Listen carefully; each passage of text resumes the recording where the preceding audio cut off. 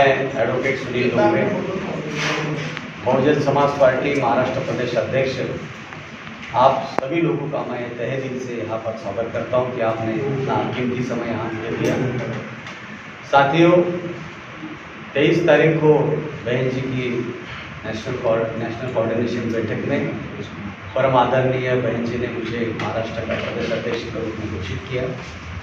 परम आदरणीय बहन जी का मैं तहे दिल से शुक्रगुजार हूँ कि इस महापुरुषों की फुले शाहू बाबा साहब आम्बेडकर जी की एवं मान्यवर कांशीराम जी की कर्मभूमि में मुझे महाराष्ट्र प्रदेश का अध्यक्ष बनने का उन्होंने मौका दिया।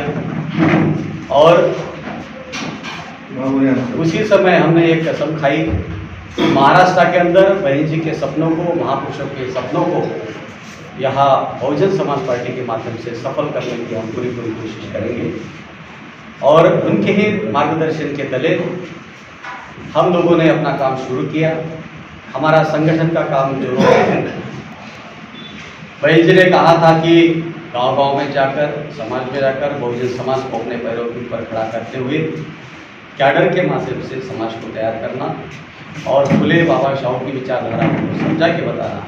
तो पूरे महाराष्ट्र के अंदर हमारे सारे पदाधिकारी, सारे कार्यकर्ता, सारे हितचिंतक कैडर के माध्यम से बहुजन समाज के लोगों को अपने पैरों के ऊपर खड़ा करने के लिए रात दिन मेहनत करने में लगे हुए हैं। और आने वाले दिनों में जब 2-2.5 महीने के बाद महाराष्ट्र के अंदर विधानसभा का इलेक्शन होने जा रहा है, ऐसे समय में हम लोग ये सोच रहे हैं कि महाराष्ट्र के अंदर एक वैक्यूम बना हुआ है, जिस वैक्यूम के कारण फुले शाहू, डॉक्टर बाबा साहब आम्बेडकर जी, छत्रपति शिवाजी महाराज, अन्ना भाऊ साठे, शहीद बिरसा मुंडा, इनकी विचारधारा को लेकर चलने वाले कई लोग इस महाराष्ट्र के पूर्वगामी भूमि में हैं। लेकिन अभी तक वो अपने शत्रु और अपने दुश्मनों को, अपने मित्रों को समझ नहीं पाए। तो ऐसी स्थिति में हम लोग, चूँकि हम लोग इस देश की तीसरी सबसे बड़ी राष्ट्रीय पार्टी हैं, हम लोगों ने बहन जी के मार्गदर्शन के तले, बहन जी के दिशा निर्देश में हम लोग ये चाहते हैं कि सारे बहुजन समाज के लोग, बाबा फुले शाहू की विचारधारा को मानने वाले लोग यदि बहुजन समाज पार्टी के बैनर के तले एक आ जाते हैं, नीले झंडे के तले एक आ जाते हैं, बाबा साहब के हाथी को लेकर एक आ जाते हैं, तो इस महाराष्ट्र के अंदर फुले बाबा शाहू की विचारधारा की सरकार आने वाले विधानसभा के इलेक्शन में हम लोग बना सकते हैं। ये दृढ़ संकल्प करते हुए हम लोग आगे बढ़ रहे हैं।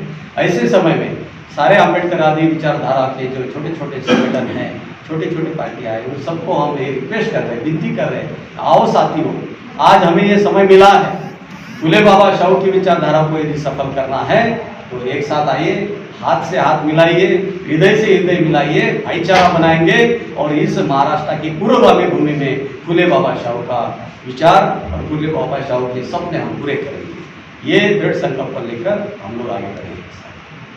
और इसके लिए बहन जी के दिशा निर्देश में महाराष्ट्र के लिए हमने कुछ साथियों को नियुक्त भी किया है।